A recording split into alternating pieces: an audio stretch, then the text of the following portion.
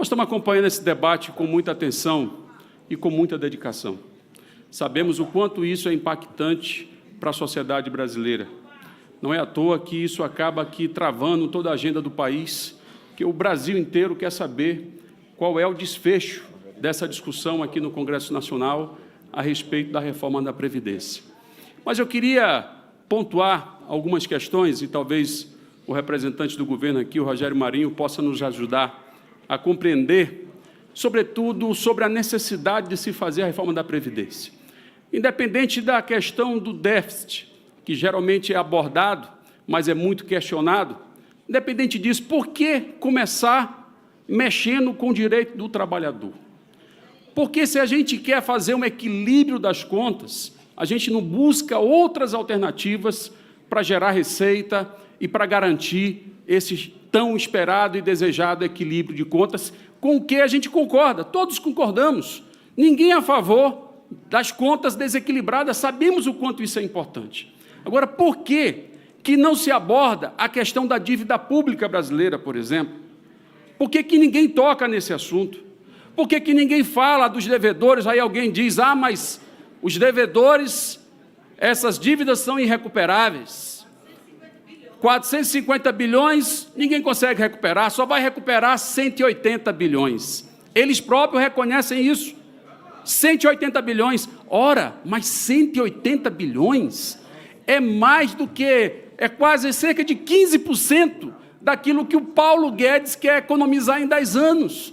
Por que não começa por aí? Por que não se taxa as fortunas e os dividendos que a própria Constituição garante desde 1988? Nós apresentamos aqui no Congresso Nacional, para não dizer que não há alternativas, porque esse é o discurso fácil, que a esquerda, a oposição, só diz que é contra, mas não tem alternativas.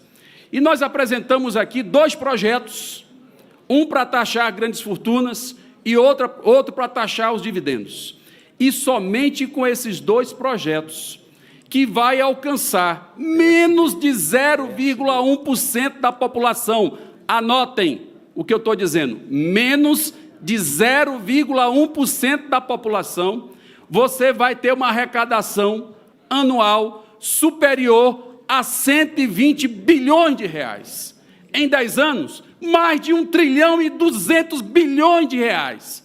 E só vai atingir 0,1% da população. Os mais ricos, os que estão no topo da pirâmide, os banqueiros que lucraram agora o ano passado 100 bilhões de reais, com toda a crise que acontece no nosso país, os bancos que lucraram, são esses donos de bancos que pagariam essa conta se a gente tomasse essa medida simples de taxar grandes fortunas e de taxar dividendos. Essa conta é muito bem fundamentada, com base em relatórios oficiais da Receita Federal, mostrando que a base arrecadatória é real, é uma decisão que se aplica direto na declaração de imposto de renda.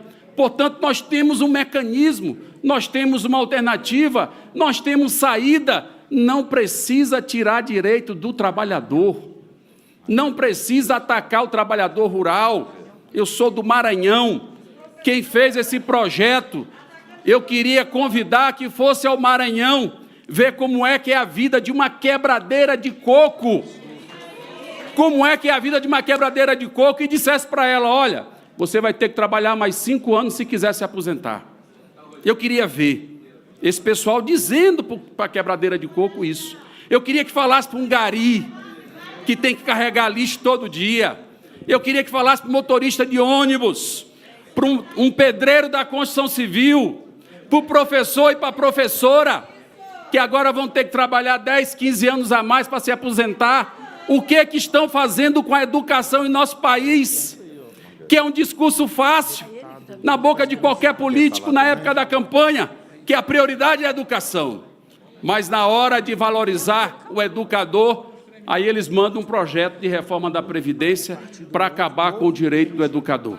O que vai ser do Brasil com a destruição das carreiras públicas? O que vai ser do Brasil sem um serviço público valorizado? Porque hoje o que a gente vê é o governo colocando os servidores como bode expiatório, dizendo que todo servidor é privilegiado. Isso não é uma verdade, isso é uma mentira, é uma perseguição. Por essa razão é que a gente traz essa inquietação para cá, com todo respeito, porque nós queremos o debate, nós queremos a construção de uma alternativa, nós queremos resolver os problemas do Brasil, mas entendemos que antes de mexer na Previdência e acabar com a aposentadoria do povo, com os benefícios, como, por exemplo, o auxílio-doença, que também vai ser atacado, as pensões, enfim, destruir os direitos do povo. Antes disso, tinha que mexer com o andar de cima, com o topo da pirâmide, com os banqueiros. Esse sim tem que pagar a conta da crise brasileira. Muito obrigado.